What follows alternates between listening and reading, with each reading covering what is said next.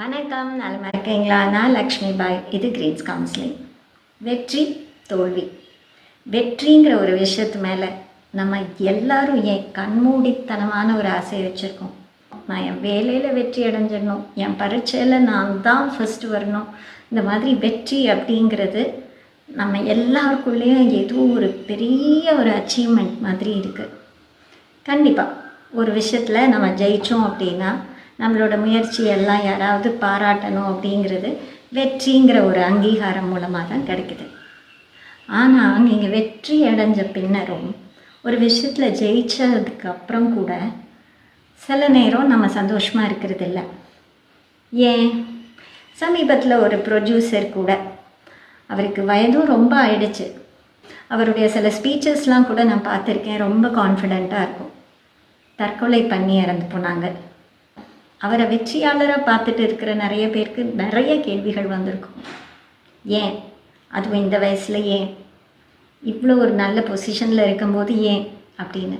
அப்போ வெற்றியை தாண்டி நமக்கு நிம்மதியையும் திருப்தியையும் கொடுக்கக்கூடிய விஷயங்கள் ஏராளம் இருக்குது. ஸோ ஒருத்தர் ஜெயிச்சிட்டா போதும், அவங்களுக்கு வெற்றி விழா எடுக்கிறது என்ன, 4 பேர்கிட்ட பெருமையாக பேசுகிறது என்ன, அதெல்லாம் ஓகே தான், அக்செப்டட்.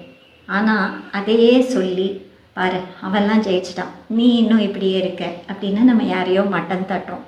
இல்லை நம்மளால் அந்த மாதிரி ஒரு பொசிஷன் அடைய முடியல அப்படின்னா பொறாமையில் அவங்களுக்கு அது ரொம்ப ஈஸியாக கிடச்சிச்சுன்றோம். குழந்தையாக இருக்கும்போது நம்ம அப்படிலாம் இருக்கிறது இல்லை. சீக்கிரமே ஜெயிக்கிறதோ தோக்கிறதோ ஏதோ ஒரு விஷயம் அந்நேரம் ரொம்ப ஃபீல் பண்ணிவிட்டு அதுக்கப்புறம் விளையாட ஆரம்பிச்சிருக்கோம். ஆனால் கொஞ்சம் கொஞ்சமாக திணிக்கிறது யார்? பேரண்ட்ஸ் தான். ஸோ நீங்கள் அதை பண்ணாமல் இருங்க. எப்படி திணிக்கிறாங்க? ஏதோ ஒரு ஃபேன்சி ட்ரெஸ்ஸில் அந்த குழந்தை பங்கெடுக்குது அப்படின்னா கண்டிப்பாக அப்பாவோ அம்மாவோ அவ்வளோ மெனக்கெட்டு அந்த குழந்தைக்காக அவ்வளோ விஷயம் செஞ்சுருப்பாங்க. ஆனால் ஸ்டேஜில் போய் பெர்ஃபார்ம் பண்ணலை, அந்த குழந்தைக்கு ஒரு பரிசு கிடைக்கல அப்படின்னா அங்கேருந்தே இந்த மாதிரியான விஷயம்லாம் ஸ்டார்ட் ஆகுது. உனக்காக நான் எவ்வளோ பண்ணேன், நீ ஜெயிக்கலையே, நீ பெர்ஃபார்ம் பண்ணலையே அப்படின்னு.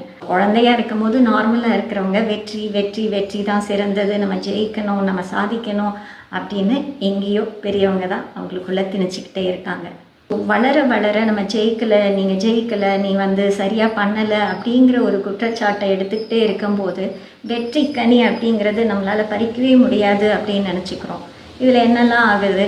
ட்ரை பண்ணுறதையே விட்டுடுறோம். நல்லா ஆசையாக செஞ்சுட்டு இருக்கிற விஷயத்த கூட இந்த ஒரு காரணத்தை சொல்லி அந்த சைடு நான் தலை வச்சு கூட இனிமேல் படுக்க மாட்டேன்னு அவாய்ட் பண்ண ஆரம்பிச்சிடுறோம். வெற்றிங்கிறது ஒரு மாயை தான். ஜெயிக்கிறோமோ தோக்குறோமோ பிடித்த விஷயத்தை முயற்சி பண்ணி செஞ்சுட்டே இருக்கணும் அப்படிங்கிறது தான் வாழ்க்கையோட மிகப்பெரிய பாடம். நான் இந்த யூடியூப் வீடியோஸ் போட ஆரம்பித்து 2 இயர்ஸ் ஆச்சு. நான் இன்னும் மானடைசேஷன் ஆகலை, எனக்கு அதிலேருந்து எந்த காசும் வரல. ஆனாலுமே ஆரம்பித்ததுலேருந்து இப்போ வரையும் என்னால் முடிந்த அளவு என்ன வீடியோஸ் போட முடியுமோ போட்டுகிட்டே தான் இருக்கேன். எஸ், மானடைஸ் ஆகி மணி வந்ததுன்னா சந்தோஷம்தான். ஆனால் அதுக்காக வரலங்கிறதுக்காக நான் நிப்பாட்டவோ இல்லை வேறு ஒரு விஷயத்துக்கோ நான் போகலை. எனக்கு இதை பண்ணுறதுக்கு ரொம்ப பிடிச்சிருக்கு. 4 பேர்கிட்டேருந்து ஒரு சின்ன பாராட்டும் எனக்கு கிடச்சிட்டு தான் இருக்குது. அதனால் யூஸ்ஃபுல்லாகவும் இருக்குது சில பேருக்கு. அப்படிங்கும்பொழுது நான் செஞ்சுட்டு தான் இருக்கேன். அதுபோல தான்.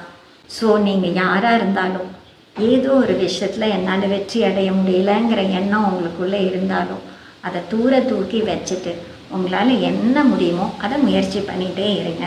அதனால் வெற்றியோ தோல்வியோ நீங்கள் செய்யக்கூடிய விஷயங்களை சூப்பராக செய்கிறீங்களோ சுமாராக செய்கிறீங்களோ உங்களுக்கு பிடிச்சி செய்கிறீங்கன்னா கண்டிப்பாக செய்யுங்க. அதில் நான் வெற்றி அடைகிறேனாங்கிறத விட நான் திருப்தி அடைகிறேனாங்கிறது தான் ரொம்ப முக்கியம். Thank you. Like, share and subscribe.